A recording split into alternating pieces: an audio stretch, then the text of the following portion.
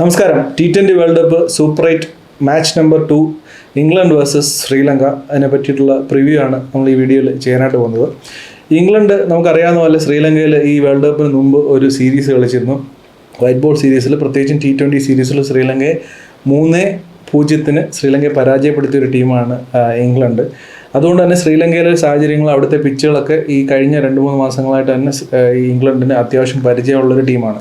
ഇപ്പോൾ ഈ കഴിഞ്ഞ മാച്ചുകൾ നോക്കുകയാണെങ്കിൽ ഇംഗ്ലണ്ട് വെസ്റ്റ് ഇൻഡീസിനെതിരെ ഒഴിച്ച് ബാക്കി എല്ലാ ടീമുകളോട് ജയിച്ചിട്ടാണ് ഇപ്പോൾ സൂപ്പർ 8ലേക്ക് വന്നിരിക്കുന്നത്. അതിനകത്ത് നേപ്പാളായിട്ടുള്ള മാച്ച് വളരെ ഒരു എഡ്ജിൽ വന്നിട്ട് ലാസ്റ്റ് ഓവറിൽ സാംകറിൻ്റെ ഒരു ബ്രില്യൻ്റ് ആയിട്ടുള്ള ഓവറിലാണ് ഇംഗ്ലണ്ട് ജയിച്ചത്. ഇല്ലായിരുന്നുണ്ടെങ്കിൽ ഈ ഓസ്ട്രേലിയ പോലെ ഇംഗ്ലണ്ടിനും ഒരു പണി കിട്ടിയേനെ.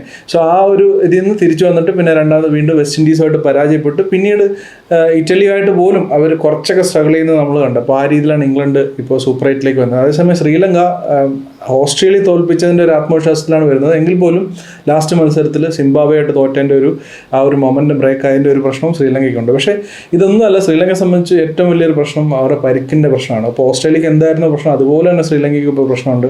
പത്തിരാന പരിക്ക് മൂലം കളിക്കുന്നില്ല, ഹസരംഗ പരിക്ക് മൂലം കളിക്കുന്നില്ല. അതുപോലെ കഴിഞ്ഞ മാച്ചിൽ ചമീര കളിച്ചില്ല. അപ്പോൾ ഇനി വരുന്ന സൂപ്പർ 8 മാച്ചിൽ ചമീരയ്ക്ക് കളിക്കുക എന്നുള്ളത് കണ്ടു തന്നെ അറിയേണ്ട ഒരു കാര്യമാണ്. അപ്പോൾ അതും കൂടെ ചമീരയും കൂടെ കളിക്കാൻ പറ്റില്ല എന്നുണ്ടെങ്കിൽ ബോളിംഗ് ഭയങ്കരമായിട്ട് വീക്കാവും നമ്മൾ കണ്ടിട്ടുണ്ട്. അപ്പോൾ അതുകൊണ്ട് തന്നെ ശ്രീലങ്ക വേഴ്സസ് ഇംഗ്ലണ്ട് മത്സരത്തിൽ എൻ്റെ ഒരു അഭിപ്രായത്തിൽ ഇംഗ്ലണ്ടിന് തന്നെയാണ് ഇപ്പോൾ ഒരു പ്രഥമദൃഷ്ടിയിൽ ഒരു മുൻഗണന, അല്ലെങ്കിൽ ഒരു വിൻ പെർസെൻറ്റേജ് കൂടുതലുള്ളത് ഇംഗ്ലണ്ടിന് തന്നെയാണ്. പ്രത്യേകിച്ചും ഇംഗ്ലണ്ടിൻ്റെ ഒരു ബാറ്റിംഗ് ലൈനപ്പ് നോക്കുകയാണെന്നുണ്ടെങ്കിൽ വളരെ ഡെപ്തുള്ളൊരു batting ലൈനപ്പാണ്.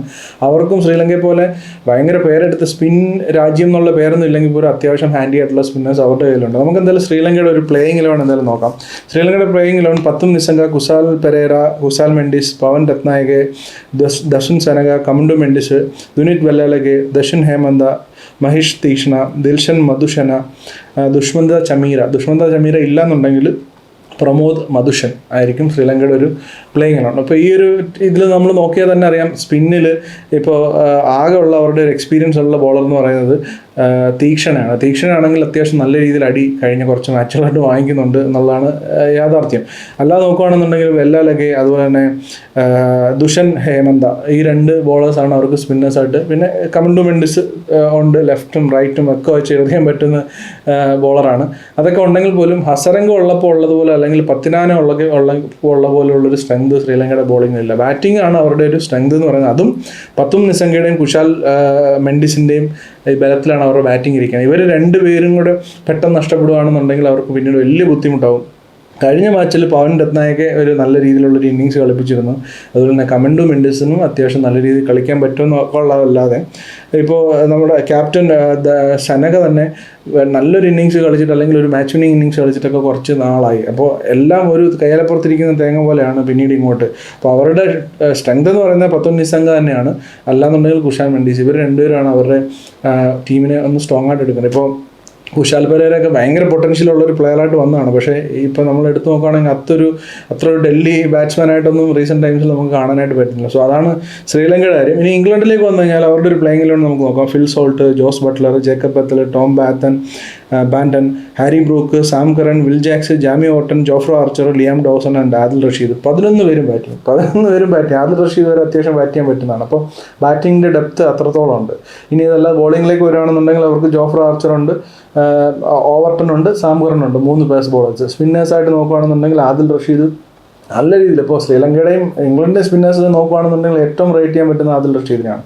And Liam Dawson also നല്ല രീതിയിൽ ബോൾ ചെയ്തുകൊണ്ടിരിക്കുന്ന, നല്ല എക്കണോമിക്കലായിട്ട് ബോൾ ചെയ്തുകൊണ്ടിരിക്കുന്ന ബോളറാണ്. പോരാത്തതിനെ ഇപ്പോൾ ശ്രീലങ്ക സീരീസിൽ അവർക്ക് കൂടുതൽ വിക്കറ്റ് എടുത്ത ആൾക്കാരാണ് ഈ വിൽ ജാക്സും, അതുപോലെ തന്നെ ജേക്കബ് ബത്തലും. ഇവർ പോലും വിക്കറ്റ് എടുത്തിട്ടുണ്ട്. സോ ഈ 4 സ്പിന്നേഴ്സ് അവരുടെ കയ്യിലുള്ളത് തന്നെ ശ്രീലങ്കയ്ക്കെതിരെ അവർക്ക് വലിയൊരു അഡ്വാൻറ്റേജ് ആണ്. സോ മൊത്തത്തിൽ നോക്കുമ്പോഴത്തേക്ക് ഈ ഒരു മാച്ചിൽ ഇംഗ്ലണ്ട് തന്നെയാണ് അഡ്വാൻറ്റേജ് കാണുന്നത്. ഇംഗ്ലണ്ട് തന്നെ ജയിക്കും എന്ന് തന്നെയാണ് എനിക്ക് തോന്നുന്നത്. ശ്രീലങ്ക ഈ പരിക്കുകളുടെ ഒരു ഇതും പിന്നെ ലാസ്റ്റിൽ ആ സിംബാബ്വേയായിട്ടുള്ള തോൽവിയും ഒക്കെ കൂടെ, ഒരു സിംബാബ്വെ നമ്മൾ നോക്കുകയാണെന്നുണ്ടെങ്കിൽ കുറച്ചും കൂടെ ത്രെട്ടനിങ് ആയിട്ട് അവരുടെ ഒരു സ്ട്രാറ്റജിയിലും അവരുടെ ഒരു എനർജിയിലും ഒക്കെ ഒരു കുറച്ചും കൂടെ ത്രെട്ടനിങ് ആയിട്ട് തോന്നുന്നുണ്ട്. ഇപ്പോൾ സിംബാബ്വെ ഇന്ത്യ മാച്ച് നടന്നാൽ പോലും ഇന്ത്യക്കാണ് മുൻഗണന, ഇന്ത്യ സിംബാബ്വെ ഉറപ്പായിട്ടും തോൽപ്പിക്കും നമുക്ക് ഉറപ്പിച്ച് പറയാൻ പറ്റത്തില്ല. ആ ഒരു ത്രെട്ടനിങ് ഫീൽ സിംബാബ്വെ ടീം വരുന്നുണ്ട്. പക്ഷേ ശ്രീലങ്കൻ ടീമിലേക്ക് നോക്കുമ്പോൾ എനിക്ക് ആ ഒരു ഫീൽ കിട്ടുന്നില്ല. കുറച്ച് വീക്കായിട്ടും, ഒരു മാച്ച് ഓസ്ട്രേലിയ ആയിട്ടുള്ള ഒരു മാച്ച് അവർ വിൻ ചെയ്തു എന്നുള്ളത് ശരിയാണ്. പക്ഷേ അതൊരു സിംഗിൾ ഹാൻഡഡ്ലി 10 നിസംഗയുടെ ഇന്നിങ്സിൽ അവർ ചെയ്തതാണ്. പിന്നെ അവരെ ലാസ്റ്റ് ആ ഓവറിൽ അവർ തിരിച്ചു പിടിച്ചതൊക്കെ ഹീറോയ്ക്കായിരുന്നു. പക്ഷേ എങ്കിലും അതിന് എത്രത്തോളം ആയുസുണ്ട്,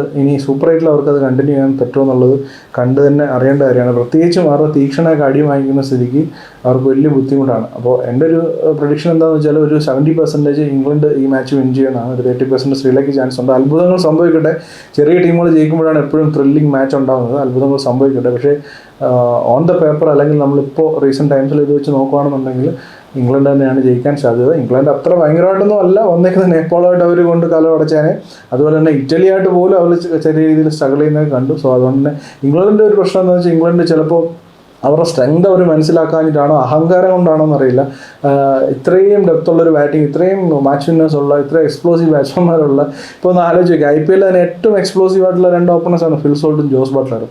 അപ്പോൾ അവരുടെ ഈ 2 പേരുള്ളൊരു ടീമിൻ്റെ ഓപ്പണിംഗ് ഏത് രീതിയിൽ പെർഫോം ചെയ്യേണ്ടതാണ്. ഈ താഴോട്ട് നോക്കിയാൽ ജേക്കബ് ബെത്തൽ, ടോം ബാൻഡൻ ഒരു ന്യൂ ആയിട്ടുള്ള ഒരാളാണ്, Harry Brook, Sam Curran, Will Jacks, ഇങ്ങനെ ഒരുപാട് പ്ലേയേഴ്സ് ഉള്ളൊരു ബാറ്റിംഗ് ലൈനപ്പിൽ അവർക്ക് പലപ്പോഴും അവർക്ക് അവരുടെ ആ ഒരു പ്രതീക്ഷയ്ക്കൊത്ത് അവർ പെർഫോം ചെയ്യുന്നതായിട്ട് നമ്മൾ കാണുന്നില്ല. ജോഫ്ര ആർച്ചർ ഇച്ചിരി മങ്ങി നിൽക്കുന്ന ഈ ഒരു വേൾഡ് കപ്പിൽ മങ്ങിയാണ് നിൽക്കുന്നത്.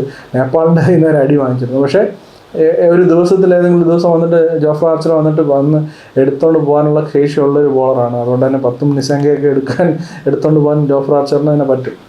സോ അതാണ് ശ്രീലങ്ക വേഴ്സസ് ഇംഗ്ലണ്ട് മാച്ചിൻ്റെ ഒരു പ്രിവ്യൂ. എൻ്റെ ഒരു പ്രഡിക്ഷൻ ഇംഗ്ലണ്ട് ജയിക്കുമെന്ന് തന്നെയാണ്. നിങ്ങളുടെ അഭിപ്രായം എന്താണെന്നുള്ളത് തീർച്ചയായിട്ടും നിങ്ങൾ കമൻറ്റ് ബോക്സിൽ പങ്കുവെക്കുക. അപ്പോൾ മറ്റൊരു ക്രിക്കറ്റ് റിലേറ്റഡ് വീഡിയോയിൽ വീണ്ടും കാണുന്നവരെ ബൈ.